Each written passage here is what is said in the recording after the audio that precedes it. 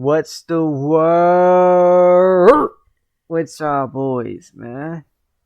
Today, back with another video, but you know what I'm saying? This one's like this one's a little harder, you feel me? New body cam footage of juicewrld's death goes viral, bro. You know what I'm saying? If you're watching this video, 9 times out of 10, you know exactly who this man is, you feel me? Very popular rapper, you feel me? Yeah, shit crazy though, gang. Yeah. Shit, let's watch it together, you feel me? Let's get it.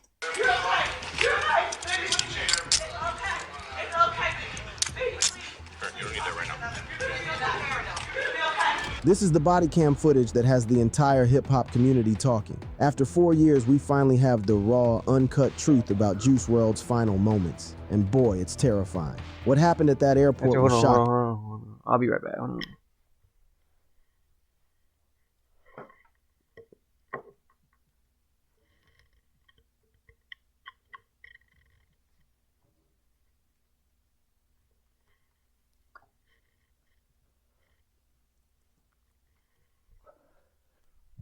Alright, we back. Let's get it. And the police response will leave you asking serious questions. Let's get into it. The footage that shocked the world. New body cam footage of juicewrld's final moments just dropped, showing the real deal from December 8th, 2019. The day we lost one of the realest young artists to ever bless the game. This isn't just some regular police footage drop. This is raw, uncut footage of a 21-year-old superstar's last moments, and it hits different than anything we've seen before. The footage came through official channels, probably from some legal stuff or public records request, and it went viral faster than a fire track on TikTok. It's already been 6 years? This wasn't the good kind of viral. This was some heavy, disturbing content that split people right down the middle about what should and shouldn't be shared when it comes to somebody's final moments. Let's keep it 100 about who juicewrld really was before that tragic December day. Jared Anthony Higgins came up from nothing, grinding on SoundCloud until he became a worldwide phenomenon. His breakthrough hit Lucid Dreams went crazy, hitting #2 on the Billboard Hot 100 and going diamond, setting him up for what everyone thought would be a legendary career. Lucid Dreams was the smash. Everybody loved. Now, what was the idea in the? I see your shadow in my room. It's funny because I wrote I that remember song that in like shit on the 15 radio, minutes. bro. And then on the original mixtape that it was on, I didn't think that was gonna be it was just another song. Like obviously I liked it enough to put it on the project. But fame came with a price that was way too steep. Juice kept it 100 about his demons, the mental health struggles, the addiction issues that became the backbone of his music. He was real about Hey, but you know what I'm saying? To everybody who experienced that shit, bro. Prayers go out to y'all, man. You feel me? You shouldn't be feeling that way, you feel me? But there's no damn, bro. I was finna get it tatted on my arm too, but I can't yet, you feel me? I'm only 17, so I can't. You know what I'm saying? I already got one, I can't get another. I gotta wait till I'm 18 for that. So but yeah, always remember though, after every dark night comes a brighter day. Like Tupac said, man, you feel me? Yeah, always remember that, bro. If you're feeling down and shit, always remember. Using Xanax, perks, and lean, and millions of young fans connected with that pain because they were going through the same struggles in their own lives. And I don't feel like a lot of guys express that. No. And the people that do, like, people be ready to make fun of them for it when they got the same feelings. They just scared to say it, you know? But like, I feel like as far as like, I didn't know that many people was gonna be able to relate to heart. It surprised me how many people related to that song, you know? Like, Everybody has their heart broken. But they don't talk about it. But a lot of people don't. Especially talk guys. about it, though. Girls talk about it, but guys don't do songs expressing how heartbroken they were. And December 8th, 2019. Juice was flying private from Cali Had me in here with the eyes, bro. to Chicago's Midway Airport when everything went sideways. The feds were already waiting for him, tipped off about contraband on the plane. What went down next became one of the most controversial situations in hip-hop history. The newly released body cam footage shows exactly how tragic that day. If y'all know,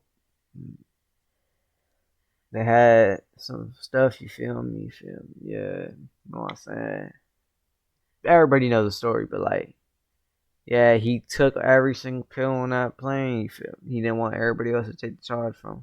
It was, and it's heartbreaking to watch. Or he the didn't footage want to take captures charge. Juice having a seizure, all the chaos that followed, and the desperate attempts to save his life. But what's really messed up is how it shows cops who seem more worried about their investigation than helping a young man who was dying right in front of them.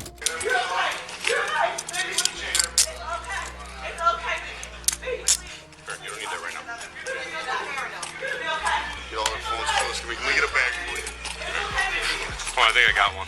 The audio from that footage hits you right in the chest. Allie Lottie, Juice's girl at the time, can be heard saying, "You're gonna be okay, baby," trying to comfort him during his medical emergency. Bro, it's crazy about her. Just search up on Twitter, you'll know what I'm talking about.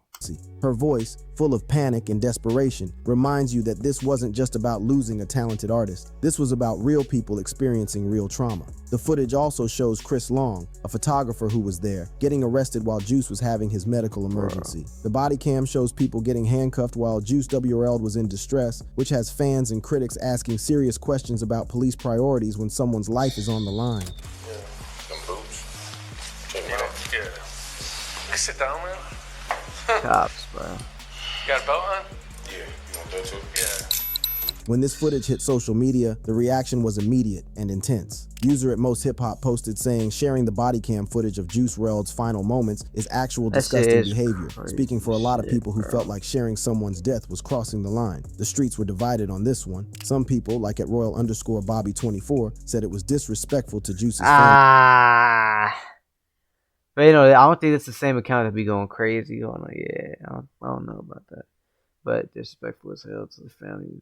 Fast, and they should let come him on, rest bro. in peace. But others, like at Yazuzia, argued that even though sharing it was wrong, it exposed the police's lack of care, suggesting the footage could show how messed up law enforcement's response really was. This whole situation reflects the tension between wanting transparency and respecting human dignity. Some people argue that footage like this serves the public by showing what really happens when police interact with people during emergencies. Others think sharing someone's final moments is exploitative and causes more pain to grieving families. As one Instagram user pointed out, "I know it's bad, but the police have to legally release the body cam footage as they do," suggesting the release might have been required by law rather than someone's choice. This raises questions about laws around releasing sensitive police footage. I know, but they shouldn't be releasing final deaths in general, bro. That shit's crazy, man. Especially when it involves death and trauma. The timing of this release, coming over 4 years after Juice's death, made it even more controversial. For his family and fans who were starting to heal, seeing this footage brought back all that pain and trauma. Why did it take so long for this to come out? Was someone trying to keep it buried? Most importantly, this footage has people re-examining what really happened when Juice died. The official cause of death was an accidental overdose of oxycodone and codeine, but the body cam footage raises new questions about whether law enforcement's actions played a role in the tragedy. The search happening when Juice had his seizure wasn't random. Federal agents and Chicago police were taking drugs and guns from luggage when it happened, which means they knew what they were looking for before they even got there. This has people wondering if the stress from the investigation...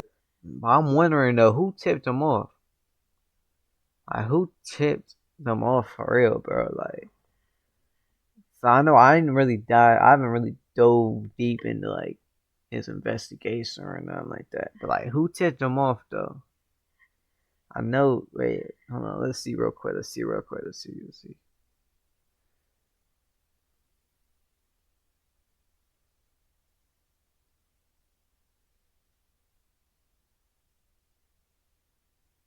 Hold on.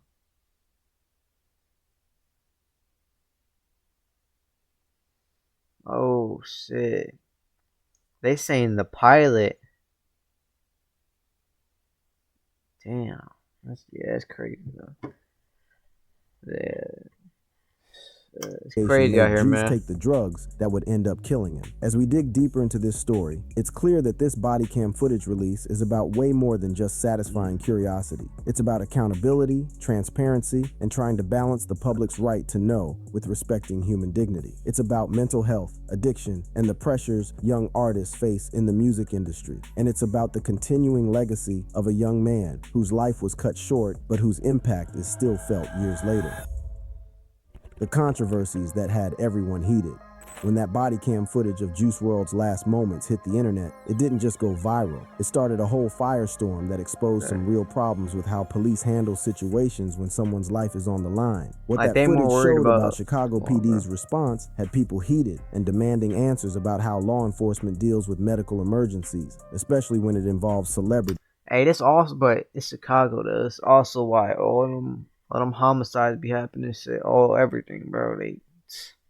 They don't care about people dying. Like, come on, man. Motherfuckers want to stop the violence, but the cops.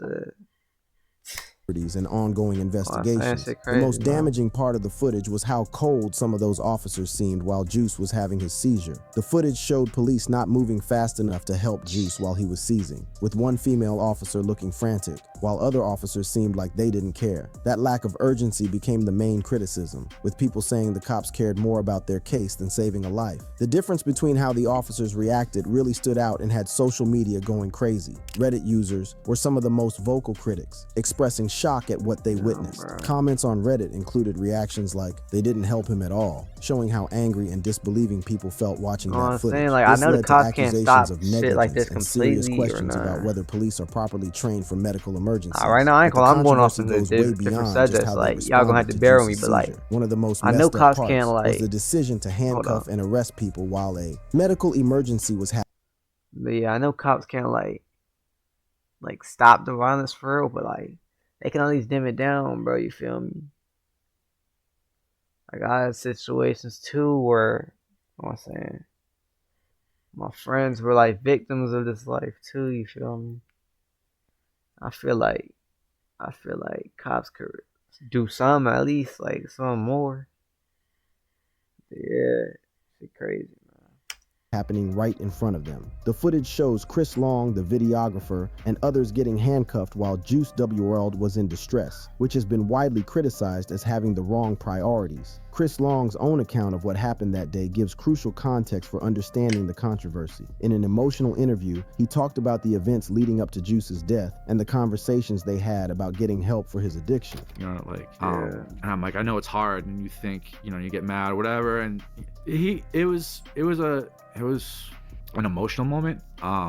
You know, I told him too, I'm like, bro, like, there was one point I'm like, I will do as many pills as you do every day for a month. If you go to rehab, I'll go to rehab with you. Like, if that's what it takes, you know what I mean? Like, the optics of this whole situation are terrible for law enforcement. Here you have a young brother having a seizure, possibly dying, and instead of everyone focusing on medical help, officers were worried about making arrests and continuing their investigation. Discussions on platforms like kt2.com showed this frustration, with users saying, "F those pigs, they were more concerned with arresting everyone and didn't give if he lived or not." Like, it's also why you gotta, the last real go find help, man. Shows how if you deep feeling their concern some, was go about let his somebody addiction. know. like, Give out your if that's what it emotions or takes, something. you know what I mean? Like, and then we were walking in the bathroom and we had that little talk, and I'm like, we love you, we just, you know what I mean? He's like, I don't want to stop. I go, you don't want to stop, you're out of control, you know what I mean? So this raises real questions about police.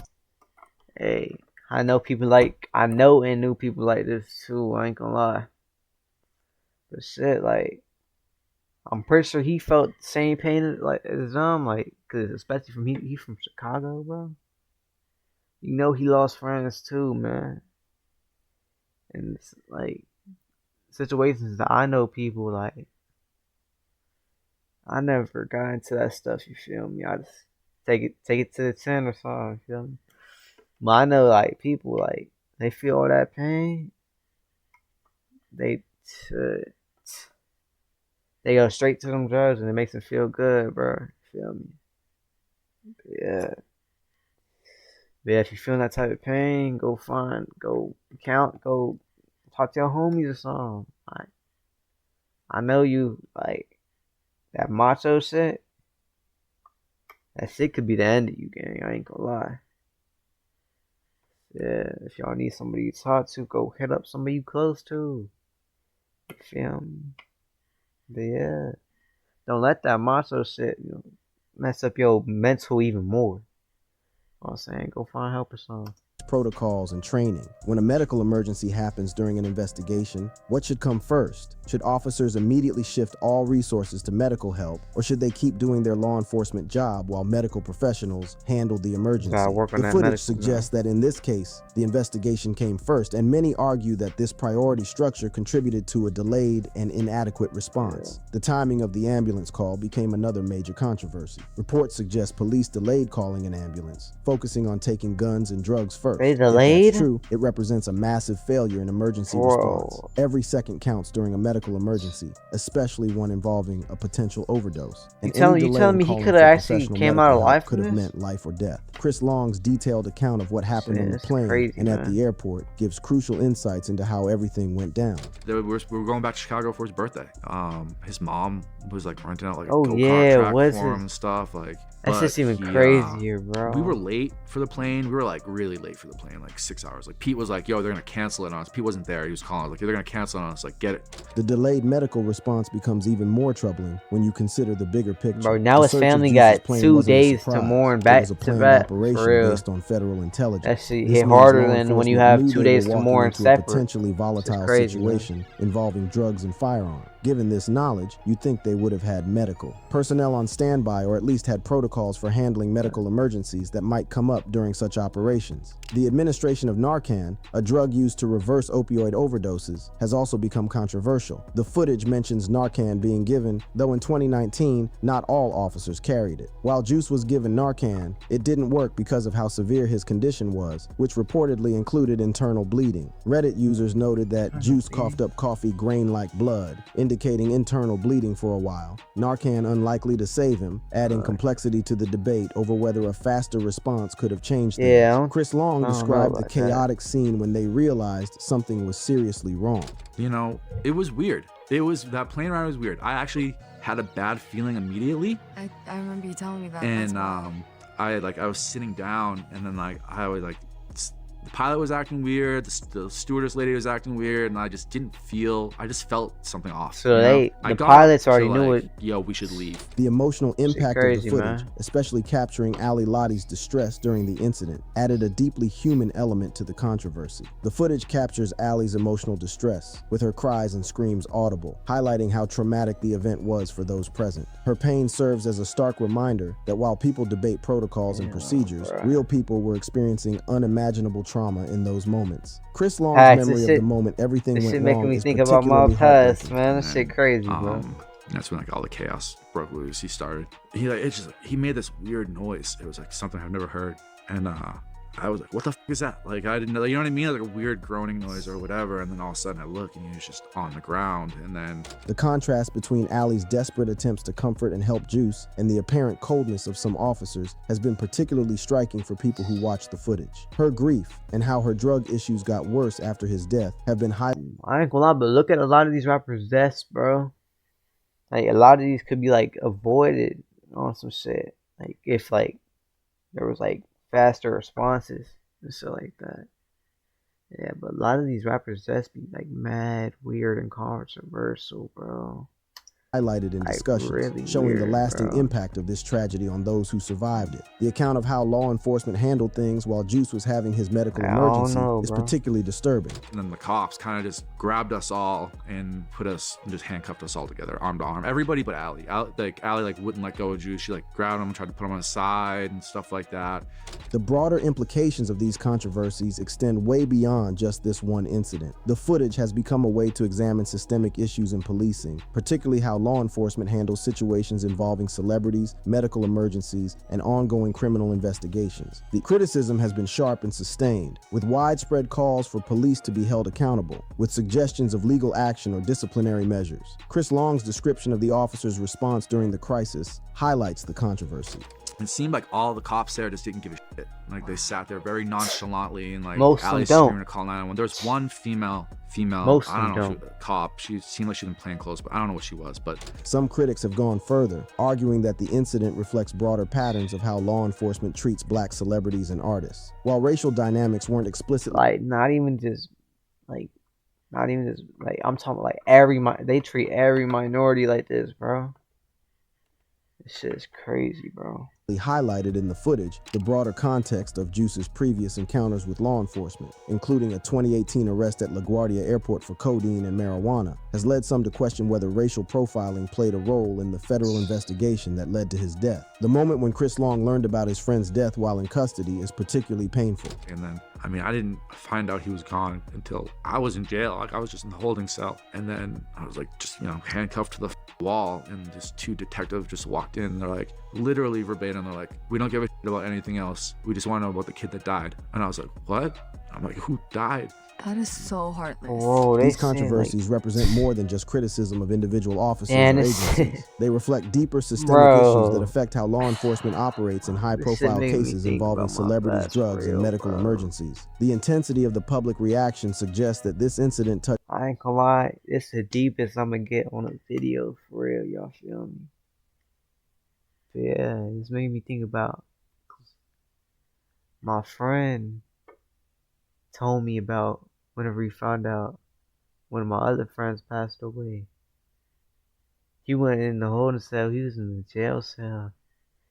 That shit crazy. Touched a nerve about police accountability and the value placed on human life during law enforcement operations.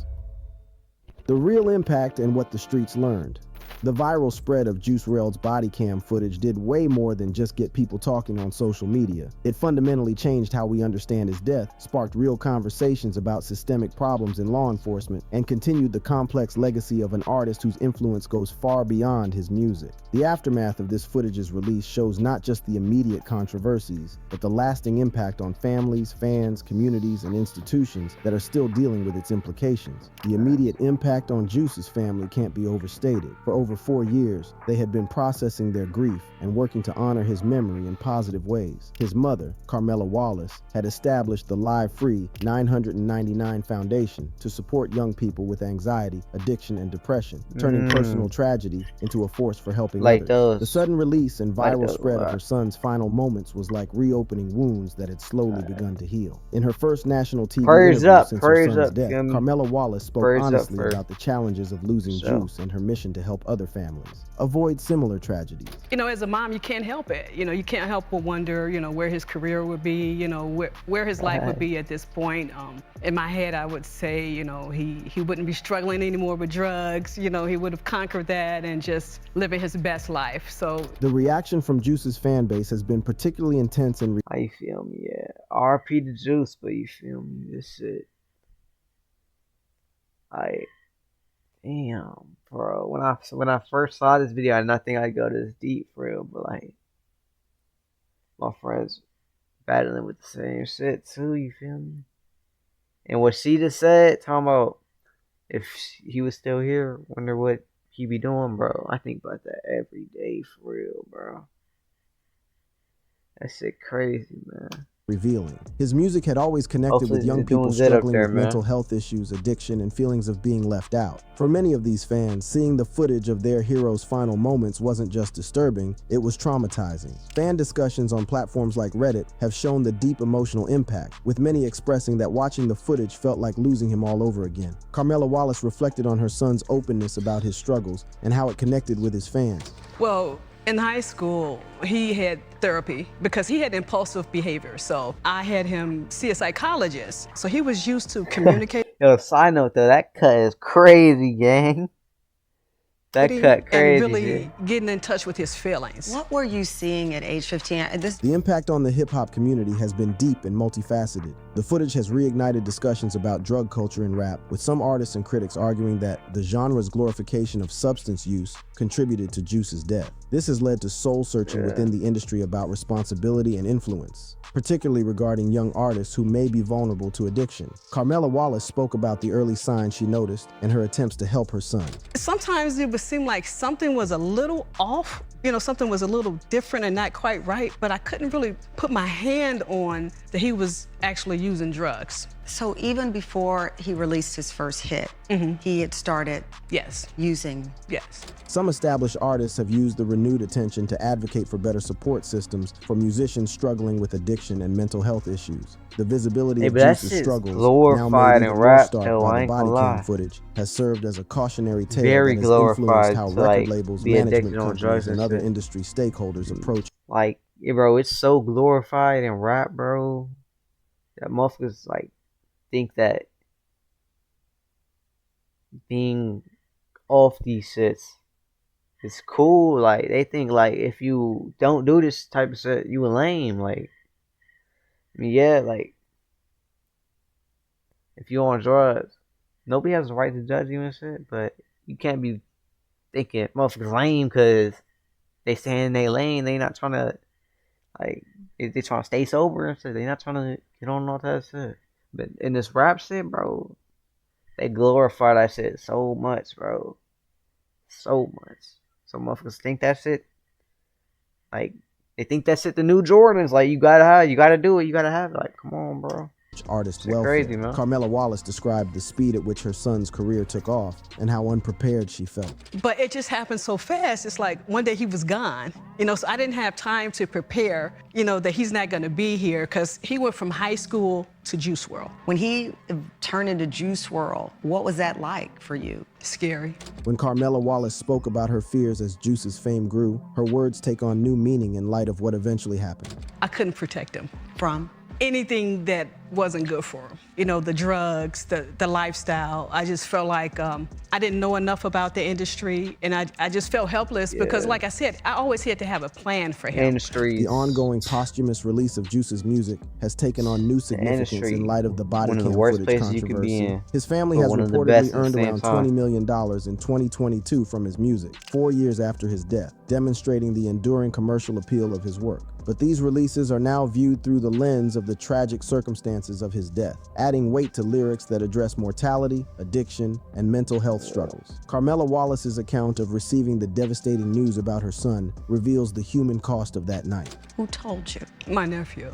He called me about 3 a.m. and he told me that he had a seizure. He said, but he's okay. He's at the hospital. They're taking him to the hospital. So go to the hospital, and I just wanted to get to him. You know, I was just trying to get to him. Mental health advocates have used the renewed attention to Juice's story to put... Wait, but on the way to the hospital, was he still alive? Or like, I forgot. I need to do more research on the story. For better resources and support systems this video for young made me people want to do a struggling lot with more addiction research and on mental this. health issues. The Live Free 999 Foundation, established by his mother, has seen increased support and engagement following the footage's release, suggesting that even this traumatic development has had some positive outcomes in terms of raising awareness and generating support for important causes. The moment when Carmela Wallace learned that her son was gone captures the devastating reality that no parent should ever face. And then the doctor came out and said he didn't make it. He said they tried to, you know, revive him. They tried using, you know, many things, and it just didn't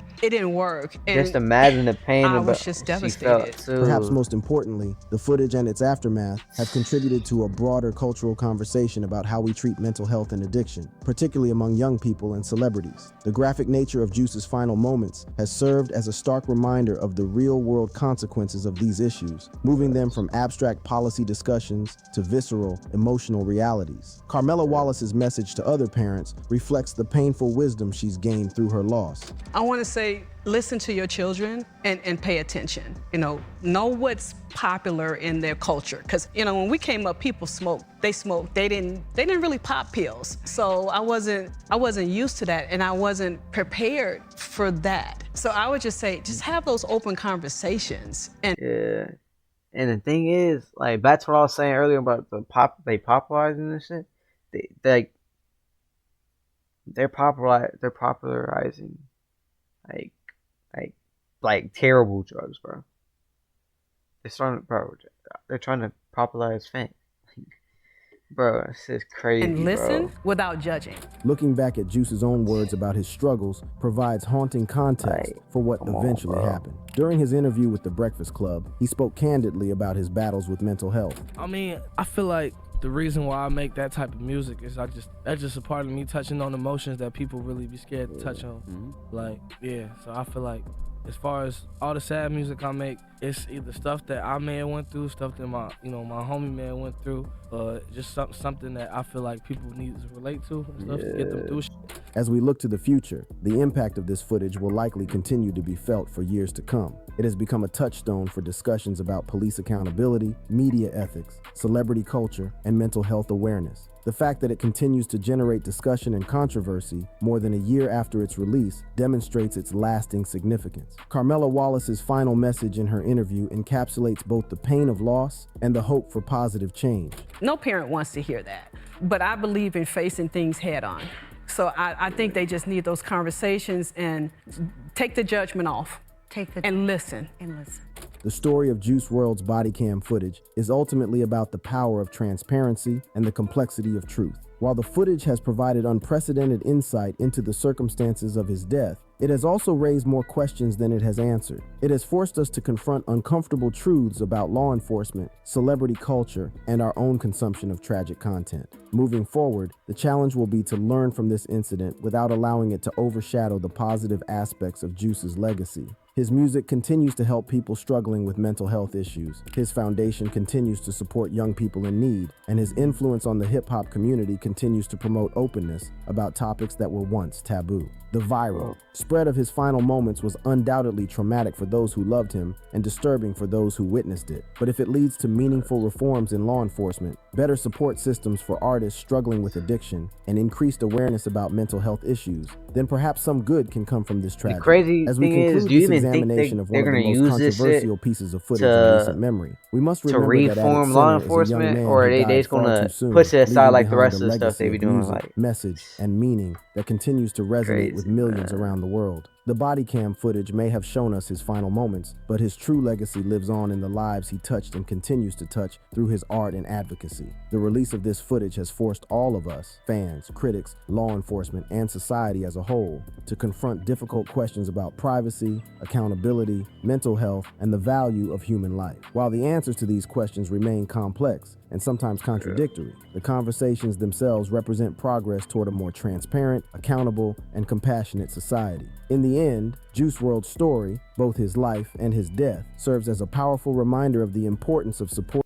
Hey, but side note though, his dreads were fire, gang. I ain't gonna lie. Supporting those who are struggling, holding institutions accountable for their actions, and never forgetting the human cost of the issues we debate in abstract terms. His final moments may have been captured on camera, but his lasting impact will be measured in the lives saved, the reforms implemented, and the conversation started in response to his tragedy. The streets will never forget juicewrld, not just for his music, but for his honesty about the real struggles young people face every day. His death was a wake-up call that the hip-hop community is still processing, and this Bodycam footage has only intensified those conversations. But through all the controversy and pain, one thing remains clear. juicewrld's voice continues to speak to those who need it most, offering hope and understanding to anyone who feels lost in their own battles. As we move forward, it's on all of us to ensure that his death wasn't in vain, that we learn from this tragedy, support those who are struggling, and create a world where young artists like Juice don't have to face their demons alone. His legacy demands nothing less than our commitment to change. His memory deserves better than the circumstances that took him from us far too soon. If you love this video, then click on the... You know what I'm saying? We made it through the video, man. You feel me? If you want me to react to more stuff like this and get like on a deeper level with y'all guys, you know what I'm saying? Let me know in the comments. You feel me? Yeah. You know what I'm saying? I actually like stuff like this because like y'all get to know me more. Y'all get to know more about the person y'all watching. Y'all watching react to videos and shit. So y'all get to feel me on another level with these. So yeah, in the comments, let me know you want me to react to more stuff like this. And let me know what type of video, or like let me know the videos you want me to watch and stuff. You feel me? But yeah. I ain't gonna lie. RP to all people that, you know what I'm saying? RP to everybody, you feel me? They ain't do nothing wrong like that. If you got mental health struggles, you feel me? Talk to somebody, you feel me? You don't gotta, yeah, we ain't gonna judge you, but like, you don't gotta go straight to these drugs and shit, man. Feel me? But yeah, prayers up to his family, you feel me? Yeah. But if you new, like, subscribe, comment down below what you want me to watch next. You feel me? And yeah, after all that, feel me, we out. Peace.